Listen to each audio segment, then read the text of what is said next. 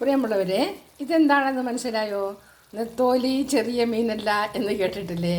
ശരിക്കും നെത്തോലി ചെറിയ മീനല്ല തന്നെ. ശരിക്കും രുചികരമായി നല്ല രുചിയായിട്ട് കഴിക്കാൻ പറ്റുന്ന ഒരു കൊച്ചു മത്സ്യമാണ് നെത്തോലി. അത് ഇത് പീര വറ്റിക്കുന്നതാണ് ഇത്.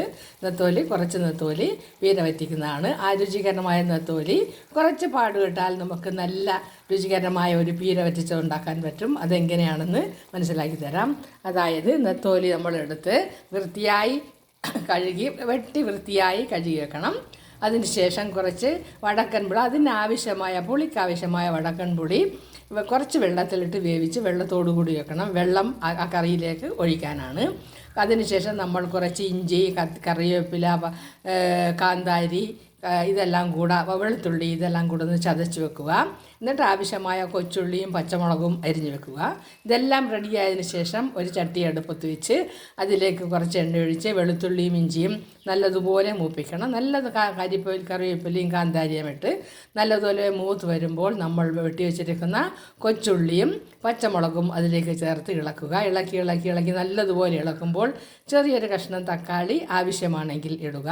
അതിനുശേഷം എല്ലാം ഇളക്കി നല്ലതുപോലെ മൂത്ത് വരുമ്പോൾ നമ്മൾ ഉണ്ടാക്കി വെച്ചിരുന്ന പുളിവെള്ളം അതിലേക്ക് ഒഴിച്ച് ഉപ്പും ചേർത്ത് ആ പാകത്തിന് ഉപ്പുണ്ടോ എന്ന് നോക്കിയതിന് ശേഷം, വെള്ളം ഒരുപാട് ഒഴിക്കരുത്, കുറച്ച് മാത്രം.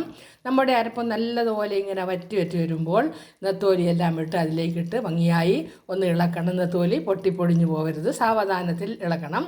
ഇളക്കി എല്ലാ അരപ്പും അതിലോട്ട് ചേർന്ന് വരുമ്പോൾ ആവശ്യത്തിന് കുറച്ച് വെള്ളം മാത്രം കൈകൊണ്ട് കുടഞ്ഞ് എല്ലാം നല്ലതുപോലെ ഇളക്കി വൃത്തിയായി വെച്ചതിന് ശേഷം അത് അടുപ്പിൽ വെച്ച് കുറച്ച് നേരം വറ്റിച്ച് വെക്കുക.